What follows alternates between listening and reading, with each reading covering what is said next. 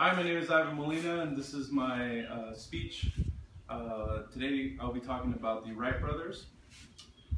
Have you ever celebrated a birthday and had those 12 to 15 seconds of awkwardness while your family and friends and restaurant staff sang you happy birthday? Well, while you were sitting behind that overly iced, probably store-bought birthday cake, the Wright brothers, Orville and Wilbur Wright, made American history by taking their first self-propelled flight.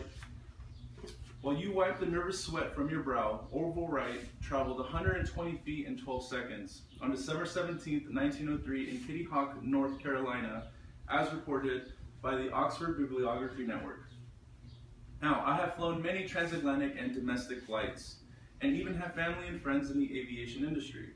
So, learning how two individuals change the way we travel and seek experiences allows us to recognize our humble beginnings and take notice of all the advancements made in aviation today. You may be asking yourself, but how were the Wright brothers able to accomplish this monumental first flight? First, they designed and invented the flyer. Second,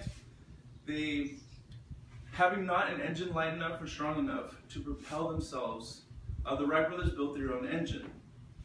And third, the Wright brothers taught themselves how to fly even before anyone knew what flying was. Now, let's forget about that awkward birthday you had last year, and let's focus on the Wright brothers and how they designed their first flyer. The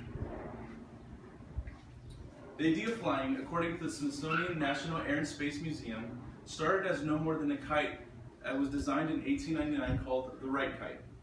This Wright kite went through numerous testing by Wilbur Wright, and after Wilbur Wright noticed the maneuverabilities of the Wright kite, the Wright brothers began designing a full-scale version called the glider.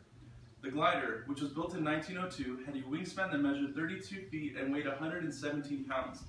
That's about a third of what I weigh.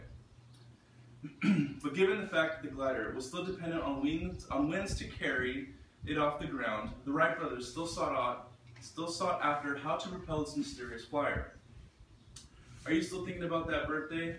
Relax, your crush might show up this year. Hopefully you have laid enough groundwork and your crush feels that spark. Speaking of sparks, the Wright brothers were in dire need of sparks. Not the kind of sparks we need romantically, but that of an engine spark.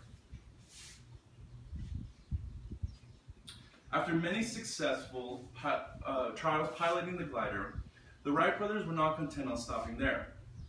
The Wright brothers decided to continue pushing the boundaries of self-imposed limitations and started talks of building an engine with enough horsepower, speed, and thrust to propel the glider forward into history.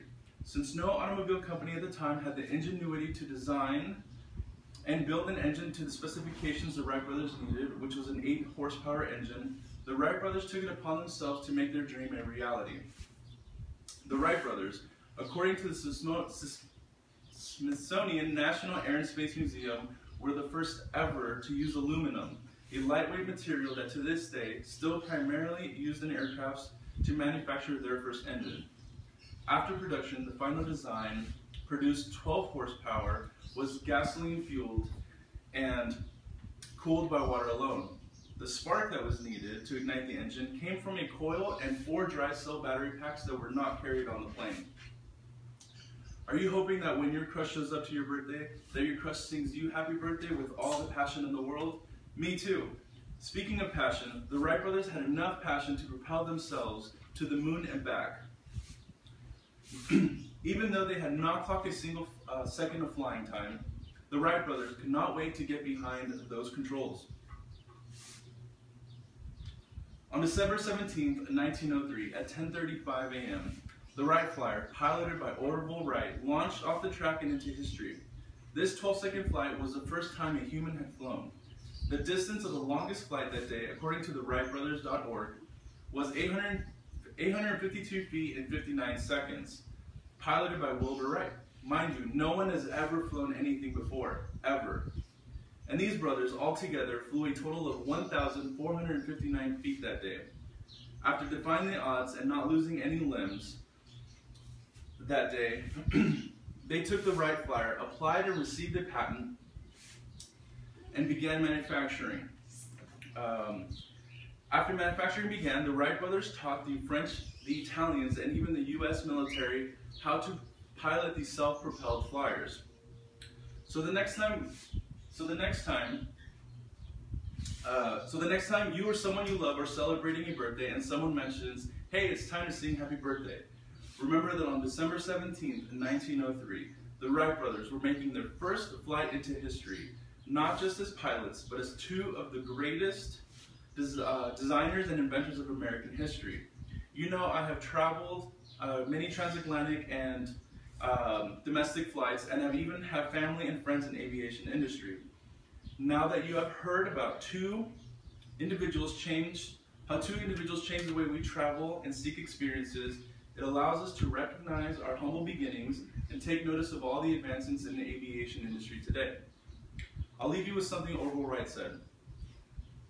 If we worked on the assumption that what is accepted as true really is true, then there would be little hope for advance.